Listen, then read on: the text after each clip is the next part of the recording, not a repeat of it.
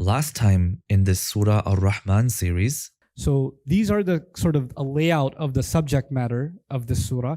How is that all making sense together? How does everything connect together? What's the point of putting these things in this order? This is some of the stuff that we're going to try and explore as we study the surah. But at least you have a bird's eye view of what's going on inside of this surah. Ar-Rahman allama al-Qur'an. To help you follow along and reflect more deeply, we've created a companion workbook for this series. Download it at bayyina.com/Rahman. There's a couple of other things before we get into the heart of the matter. A subtle and beautiful continuity. What does that mean? You have surah, right before this surah is Surah Al-Qamar. Qamar means moon. Right before that surah you have Surah An-Najm. An-Najm means the star. Okay. اقتربت الساعة وانشق القمر والنجم إذا هوى. And in Surah An-Najm, that surah, Allah mentioned the tree. إذ يغشى السدرة ما يغشى. There was a tree that got overrun. It's an interesting study. And then the surah ends with, Surah An-Najm ends with, فَاسْجُدُوا لِلَّهِ وَاعْبُدُوا. Make sajdah to Allah. So what am I saying? The moon has been mentioned, the star has been mentioned, the tree has been mentioned, and sajdah has been mentioned. Read the beginning of Surah Ar-Rahman. What do you find? Ash-shamsu wal-qamar, the moon, wal-najm, the star, yasjudan, doing sajdah.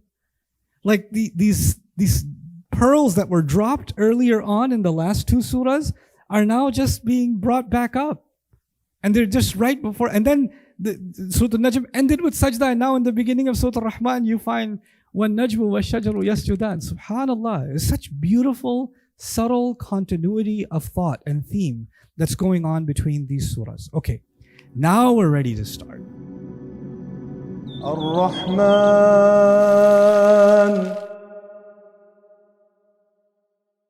So we're going to begin by exploring the meanings of Ar-Rahman. I'll give you some heads up on how this works, okay? The Arabic language is really fascinating. Every word has a story behind it. And the way you can study that story, what I like to call primary meanings and secondary meanings. You should get used to this idea. Primary meanings and secondary meanings. I've given this analogy in other lecture series, but I want it drilled in your head, so I'll give you the analogy here again. Imagine there are 4 different burgers. Yes, I said burgers. Okay? One burger has pickles, tomatoes, onions. The other one has just mayonnaise and ketchup. The other one just has onions. The other one just has lettuce. They're all different. The toppings are different. Are they still burgers? Do they taste different? No? Somebody has a problem. See me afterwards. There's something off. It's not quite the same. Somebody's missing onions, somebody's missing the ketchup, somebody's missing the pickles. They're not the same. They all have some added flavor. Essentially, they're still a burger, right? Here's why I gave you this analogy. Not because I'm hungry. I gave you this analogy because in Arabic, you can have 5 different words for anger. 5 different words, but each one of them has a different topping on it. Okay? So even though in English translation, it will say this means anger, ghadab means anger, ghayz means anger, right?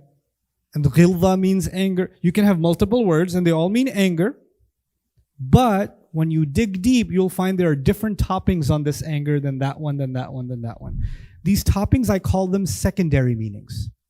These are the secondary meanings. And this is actually one of the most beautiful things about the Arabic language. There are no synonyms. There are no synonyms. You can have close synonyms. Okay, basically they're both burgers, but they're not the same. Different toppings.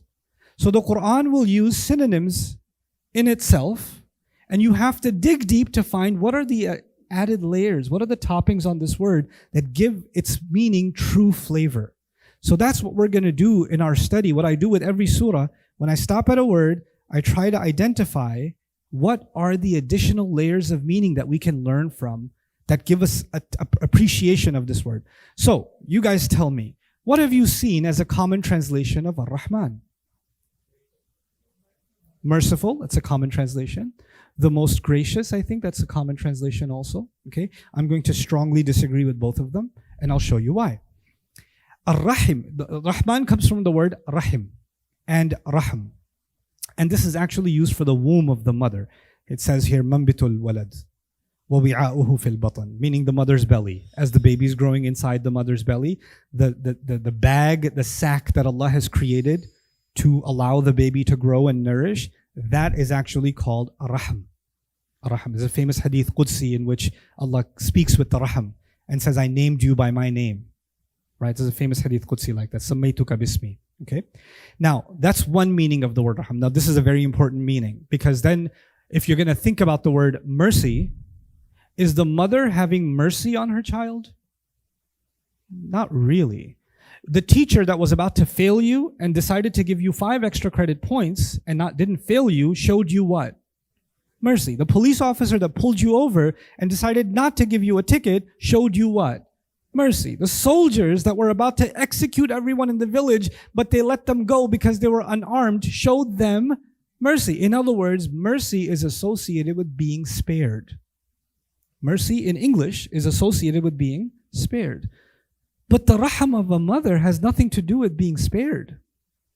The mother is not sparing the child. The mother is doing 2 things with the child. If I was to summarize, she's caring for the child constantly and unconditionally. Actually, physically, the conditions are to the disadvantage of the mother. The child is making her throw up. The child is making her constantly sick. The child, as the child grows, it is literally eating away at her. And it's causing her more and more pain. As the pregnancy continues, her life doesn't get easier. Her life only gets harder, right? The first trimester, some women are just throwing up constantly, can't sleep, can't be awake, can't lie down, can't sit up. There's no peace ever. And this baby has basically made them entirely miserable. But are they upset with the baby? No. In fact, with every gag and every vomit, they're like, I hope the baby's okay. You're dying, and the one that's killing you, you're like, I hope you're okay. Right? And then the baby gets bigger and bigger and bigger. And now her spine starts hurting. When she walks, it's like carrying a backpack full of books strapped on your front, and you walk around with that for a few months. See what that does for your spine. Right? See what does this for your back support. And how her shoulders are pulled in and her entire core is pulled in. Her legs are hurting. Her hips are hurting. She's in constant pain. Not to mention her bladder is being squeezed all the time. So she's got to go to the bathroom every 5 seconds. She can't drink anything. Every time she drinks, it's a decision. Because the bathroom is upstairs. You know? So there's laughter and there's also pain in that laughter, I hear. So... But the point of all of that is this: the mother is actually literally giving up her freedom, her comfort, herself and the child inside is just chilling. He's just, rent is paid, food service. You don't even have to get up anywhere. And when he poops too, and the poop gets cleaned up, everything's taken care of. And and as he gets older, what does he do to thank the mother? Inside the belly, he starts kicking her from the inside. It was like, and she's like, you know, this is what a child does. And then it's time for the child to not live rent-free and to get out. And when he gets out, he nearly kills this woman. He almost kills her. She bleeds like she's never bled in her life. He tears her body open. Her bones have to shift. Her body has to tear open for this child to exist. And this horrifying experience. And who caused her that bleeding? Who caused her that pain? That little creature that was like a parasite inside her. And now it comes out, and what does she do? She hugs the baby. She wants to feed the baby. When the nurse takes it away, can you bring it back? Can you bring it back? That's my almost murderer. You know? And when she feeds the baby for the first time, that's also, some describe, as painful as bleeding itself. It's not an easy pain.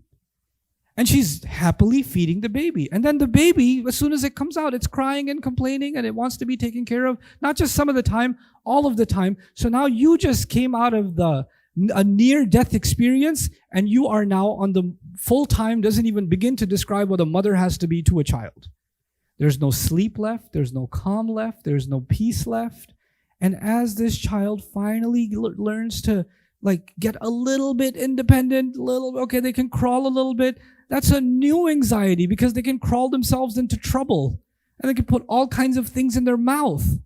And then when they can stand up, you have to hold every corner of every table because the baby's walking that way. And you have to constantly look who's whether they're heading towards the stairs or not, or somebody might open the door too fast. Constant anxiety and trouble for this child. What does the child give you in return? Nothing. The child gives you nothing. It just gives you joy. And where did that joy come from? Not from the child. The child did nothing to earn that love. The child actually did nothing. And you're just pouring love and care constantly that started from your rahim, for a mother's rahim. And that's the word that Allah chose to describe one of His most powerful names, Ar-Rahman, to give us an idea of the kind of love and care, I'll say two words, love and care, that Allah demonstrates to every human being. And those two words are really important because they summarize what's happening with a mother and the child in the rahim. Now why? You can care for someone without loving them. Is that possible? Yeah. In a nursing home, the nurse is taking care of the elderly. They don't love them, but they care for them. You could actually be taking care of your old parents and you have a bad relationship with them. You don't feel love for them, but you're still caring for them. You could be in a marriage, don't look the other way, where you're caring for your spouse, but you don't feel any love anymore. That can happen. Siblings can care for each other without feeling love anymore. It can dry up. That can happen. Care exists without love. It exists all the time. In most Pakistani families, actually. Or you can have love without care. Is that possible? Yeah. You could love somebody. You could love, like a child can love their mom, but it doesn't care that it's inconveniencing the mom. It doesn't care what the mom's tired. It doesn't care. I know you had a long day and I'm really worried about you. It doesn't. Get up and feed me. It loves you, but it actually technically doesn't care for you so much. It cares for itself. It's a selfish kind of love, and that childish love. There are adults who have relationships where they claim that they love, or they maybe even feel love, but their love looks like they have no ounce of what? Care. So these are two distinct things. But in the rahim of a mother, both of these things reach their climax. She's absolutely in love with this creature that has no idea she exists. You are nothing. If you're a baby, you are nothing to her, mom. You're nothing to her. You don't exist to her. You're sacrificing yourself for this baby, but the baby actually sees you as non-existent. Does that remind you of a human being's relationship with Allah? Like Allah doing everything, all the time. Your lungs, the fluid in my eyeballs, the fact that my tongue is wet, the fact that I can, actually my voice box works, the fact that I can put words together, the fact that my neurons are firing right now, the fact that I can move my fingers. None of this is on autopilot. This is not like your phone when you put it on a charger and now it's going to run on its own. That an engine runs. Every single cell in my body needs the care and love from Allah to be able to function. Every neuron needs Allah's rahmah to be able to function from one second to the next. It cannot exist without Allah's caring for every bit of me. We can't begin to imagine what that rahmah is. We can't. But this is one of the two meanings, the secondary meanings of the word. We're not even at Rahman yet, just Rahm right now. The second meaning of Rahm is Rahim as-Saqa. The story behind that is, back in the day, people didn't have plastic water bottles. Back in the day, people had leather pouches, leather pouches that they put water in, leather satchels. Okay, you have to make sure that you oil your leather pouch, because once it gets dry, it can start cracking, and then when it gets cracked, it becomes weaker. So when you fill it completely with water, you'll realize that the water is going to start leaking out. So if it's a water skin, a bag, leather pouch that hasn't been taken care of, and when you fill it completely, it starts coming out, that's actually called a rahim. That filled water satchel is called a rahim when it starts leaking out. And from it, the idea was someone so filled in love for you that it starts oozing out of them. Like they can't contain it within. Like the child cannot be contained inside the belly, it comes out. And the water cannot be contained inside the skin, and it comes out. It's actually not just that Allah loves and Allah cares, but it actually comes out. It's not just contained. You see? Like sometimes you have to be tough with someone. I love you, but I have to punish you. Right? I love you, but I have to do this. This is for your own good. Right? And it's the love part of you is not coming out. You see? But Allah Azza wa Jal in this word is illustrating that the love actually pours out. It's remarkable to me that this word is an ayah by itself. And now we get to Ar-Rahman, the actual word and what it suggests. So there's two names that are similar of Allah. Of course, in the Fatiha, you guys are all familiar. Ar-Rahman and Ar-Rahim. Allah did not use Ar-Rahim allama al-Quran. He used Ar-Rahman allama al-Quran. So how is Ar-Rahman different? Ar-Rahman is the an at the end. This is called Sighatul Mubalagha, fa'lan. So there are words in Arabic that sound like that. Ghadban, Jaw'an, Atshan. Right? And similarly, Rahman. Right? So these words have a similar spelling structure. They start with a fatha, then they have a sukoon, and then the last part has an an in it. So Ghadban, Atshan, Jaw'an, all of them have that. When words are spelled similarly in Arabic, they have similar added meanings. This is part of the toppings I was telling you. Right? Some of the toppings come from the root letter, other toppings come from the way the word is spelled, the sarf of the word, the morphology of the word. So let's learn something about that. There are three things that come out of this spelling structure. Three things. One, it has to be something extreme. So if something sounds like an, Ghadban doesn't just mean angry. That's ghadib. Ghadban means furious, extremely angry. Atish is someone who's thirsty, but Atshan is actually dehydrated, extremely, extremely thirsty. Similarly, Ja'i' is a hungry person, but Jaw'an is extremely, extremely starving. The way you would describe a starving person would be Jaw'an, okay? So Rahman is not just loving and caring. What does it mean? Extremely, overwhelmingly loving and caring. It's not just love and care. Love and care is already in Rahim. But Ar-Rahman is extreme loving care. That's the first implication of fa'lan. The second implication of fa'lan is actually that it's happening right now. It's a sighatul mubalagha of an ism fa'il. It's happening as we speak. So it's not something like, for example, if I say Kareem is a patient man. I know some guy named Kareem, and I say he's a patient man. But he might be sleeping right now. So he's not exactly patient right now. Or he might be, playing a video game right now. That doesn't mean he's patient right now. That just means he has the quality of patience. And when the time comes, he can show patience. But that doesn't mean he's demonstrating patience all the time. Rahman is not just someone who loves and cares. Actually, it means someone who is engaged in the act of demonstrating that love and care as we speak. He's doing it right now. If you say someone's reliable, does that mean they're being reliable right now? No. But if you say someone is being reliable, someone's acting reliably, what does that say? They're doing it as we speak. So Rahman actually has that huduth in it. It's happening as we speak. It's not just, when is the rahmah of Allah going to come? When is Allah going to show me care? When is Allah going to show me love? He's Ar-Rahman. He's already showing it.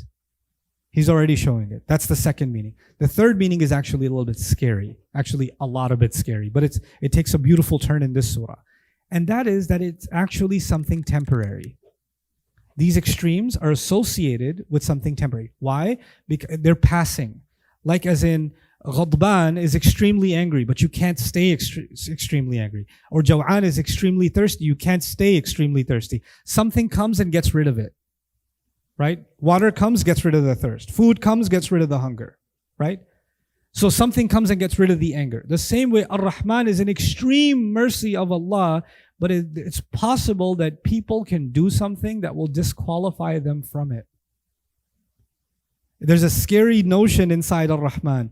This will make you understand, perhaps, the Sahaba, like Ibn Abbas radiallahu ta'ala anhuma, when they were contemplating the Fatiha, Ar-Rahman and Ar-Rahim, they said Ar-Rahman is for this world and Ar-Rahim is for the next life. Now, why would they say that? Because this world is temporary and the next world is permanent. And this word, even in its spelling structure, actually alludes to something temporary. Now, you can have Ar-Rahman, Allah be Ar-Rahman to you in this life, and Ar-Rahim to you in the next life. How? The only way is you don't disqualify yourself from the Rahmah of Allah. That's the only way you can do that. And that's actually one of the main subject matters of this surah. So this was some things about the meanings of the word. One last comment about that. Allah's love and care is being described at an extreme, right? It's an episode of extreme love and care from Allah. That episode is when He taught the Quran, and when He created the human being, and when He taught human beings to speak. There are three statements that are coming. We're going to get into them in a bit after this session. This session, we're only going to talk about Ar-Rahman. We're not going to talk about anything else. But we're going to see what are the extreme manifestations? This episode of extreme rahmah from Allah, where did it show up? It shows up in three places, and those are the three places that are coming right after this ayah. So now let's do some other things. About the placement of Ar-Rahman. Is it the subject of a sentence? You know how you say, if I say, New Jersey, and you're like, oh, what about New Jersey? Tell me your opinion. Because I told you my subject, grammatically speaking, I told you my subject, I didn't give you a predicate. I didn't say New Jersey has amazing, I'm sure, something. Once I find it, I'll let you know. I used to live here, by the way. Or is it, so Ar-Rahman, and then you're like, Ar-Rahman what? Right? And maybe the predicate is Allama al-Quran, Khalaq al-Insan, Allama. That's the predicate. That's what He wants you to know about Ar-Rahman. That's one way. Another is it the predicate of a sentence? Meaning, is there something understood before it? He is Ar-Rahman. And you know, sometimes, for example, there's a match, you really wanted to watch the final, right? And instead of saying the final started, you just say final. Or you just say it started. But started means what? The final started. So you just mention the predicate, you don't mention the subject, but people get it. So it could be that some scholars look at this as this is the predicate of an existing subject. Not very convincing explanation, but still that's found in our tafsir.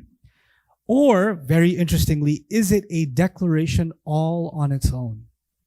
It's as if this one word is a statement by itself that doesn't even need a predicate. On its own, it's an entire thesis. On its own, this word is guidance.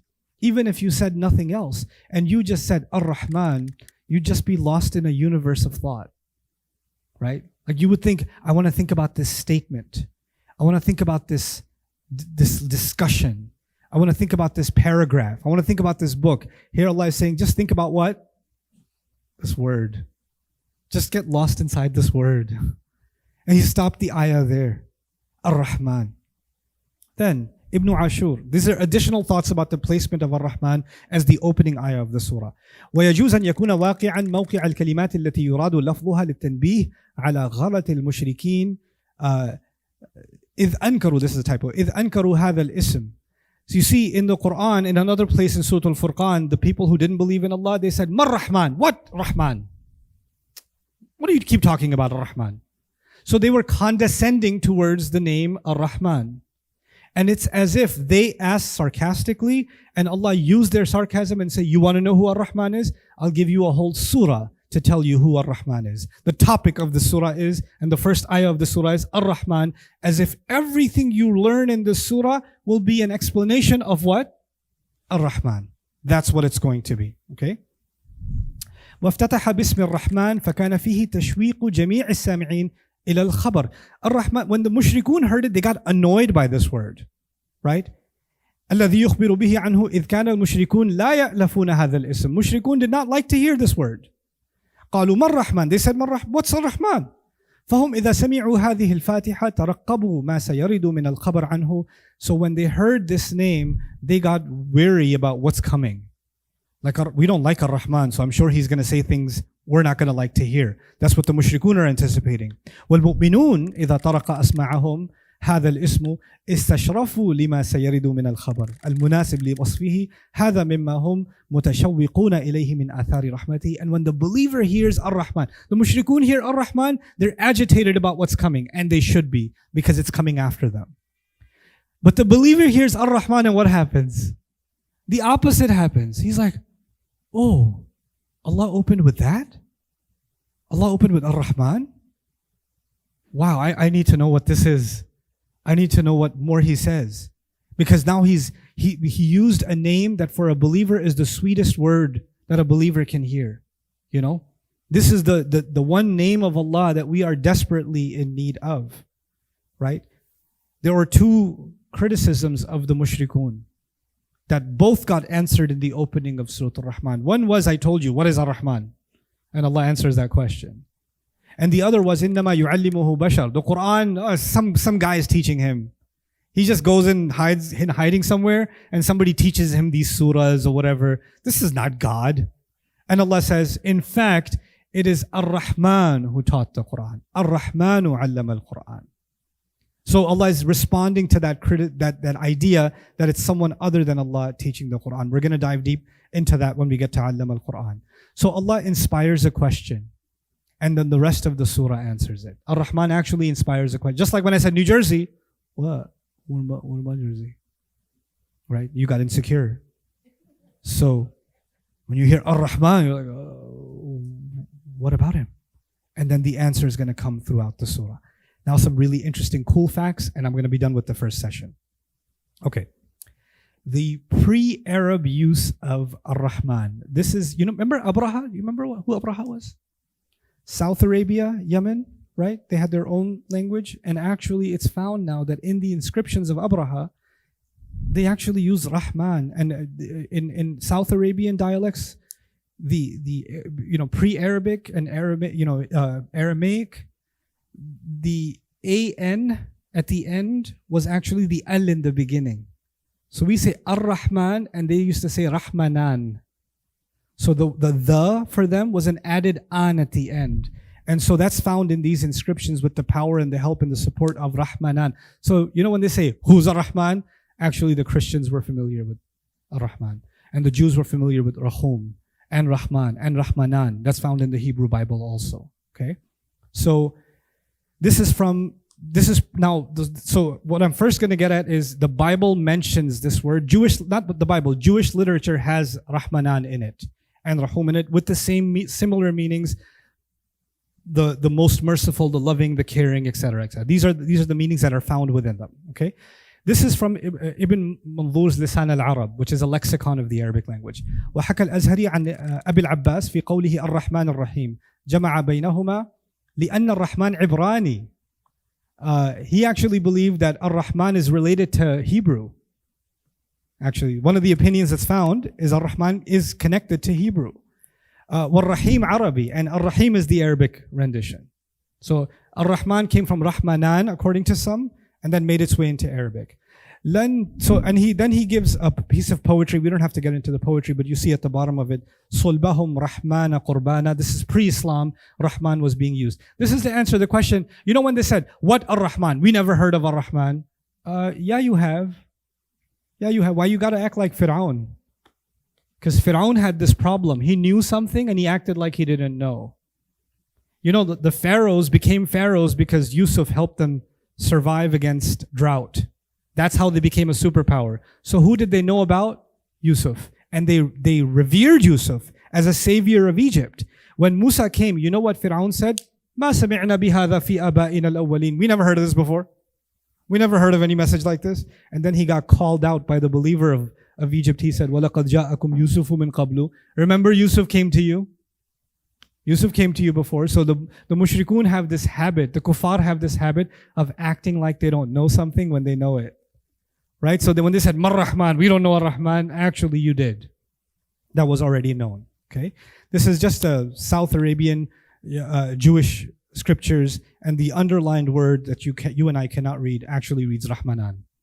Okay, so that just is some small examples. Here's just a last comment on this. From the reading of the Jewish Sabaean inscriptions, it is clear that Rahmanan is called Lord of the Jews, Master of Heaven. Interesting, Master of Heaven, meaning the skies, right? Rabbul Mashriqaini wa Rabbul Maghribaini. Interesting.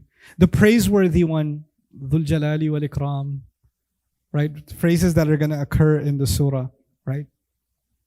So that's just a little bit of something that I wanted to share with you. In this session, we've got at least an introduction to Ar-Rahman now. My hope is today before we end, we can get to Allamahul Bayan. I hope so. I make no promises. But at least, the beginnings of surahs take time. And then inshallah, things pick up the pace a little bit. I do have the full intention to completing the surah with you guys. Coming up next time in this Surah Ar-Rahman series. And somebody can say, and I've been told this before too, how is he Ar-Rahman? He made hell. I mean, people are going to sin for what, 50 years, 80 years, and you want them to burn forever and ever? That doesn't sound like very merciful. It sounds sadistic and cruel. It sounds like torture. It sounds, the last thing that comes to mind is love and care, right? So this is a logical question many have in their mind. And they have trouble understanding Allah's rahmah when put in this perspective. Well, this surah is actually, one of its goals is to answer that question.